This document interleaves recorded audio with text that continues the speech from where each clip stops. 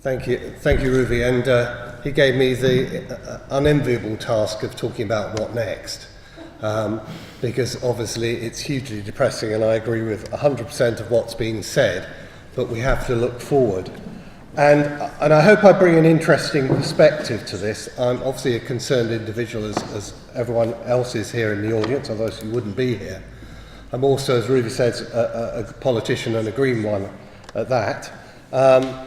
And everyone has, and many people here will be active politically, but also people might not know, I'm actually a businessman as well, and I'm a director of a large and successful company that's actually the 4th largest management consultancy in Europe. So I also have that as a interesting dimension. So I've tried to write down some things under each of those sort of facets of my life, what I think would be areas that you couldn't do next, what activism you could do, and I hope this provides useful, sort of fruitful framework for debate. And much of it's been said, so I won't dwell on it. I've just got them down as a series of bullet points. But the first thing, as an individual, as a concerned individual, I think the first most important thing you do is don't accept Brexit as inevitable.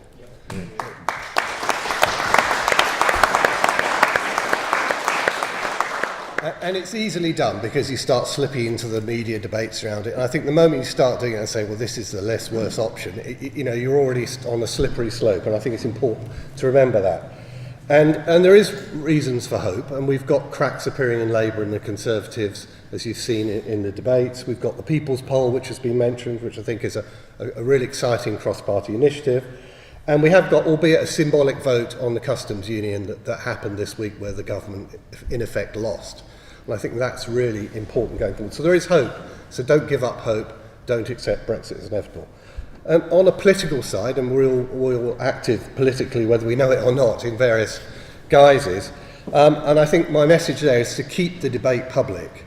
Do whatever you can politically to keep the debate alive, not to accept that there's an agenda there, because it leads on to people accepting the inevitable, and we mustn't do that.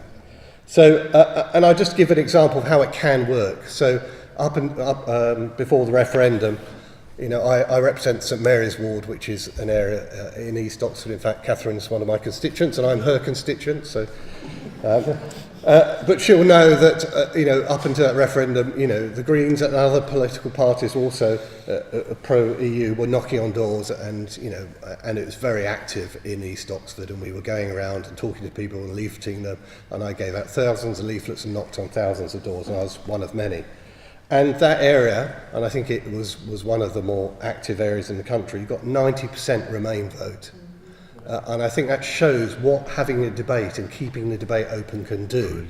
It starts to get people to think, it starts to get people informed, it educates people. And that's just so critical. And that spreads across to other aspects of the sort of political process. So continue to build cross-party political consensus, that's also extremely important. And, as a councillor, we put motions to council on the, I think we're up to 3rd or 4th motion from the Greens and the Lib Dems on that. It's coming up to local elections, vote for a pro-EU party. And don't just vote. And don't just vote, but tell them why you're voting for a pro, because that's really important, and it's often forgotten. People need to know, write to your MP, but also the canvasser that turns up on your doorstep, or the candidate who stands in your election. Tell them why you're not voting for them. And I think that's extremely powerful.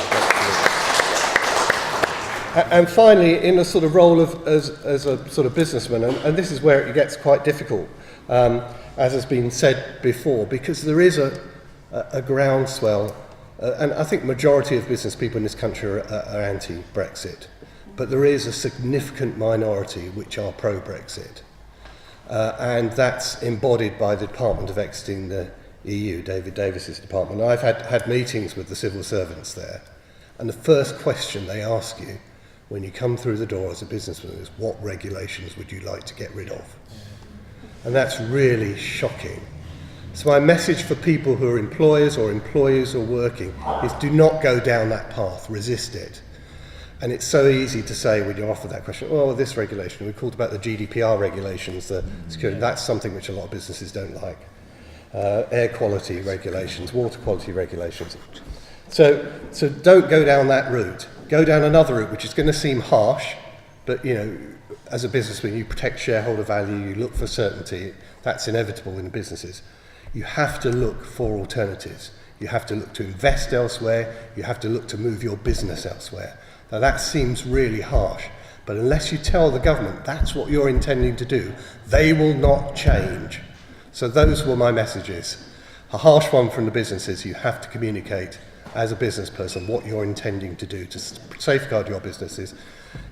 Keep the debate open as a politician, as a concerned individual. Don't accept Brexit as inevitable. So thank you. Thanks very much, Craig.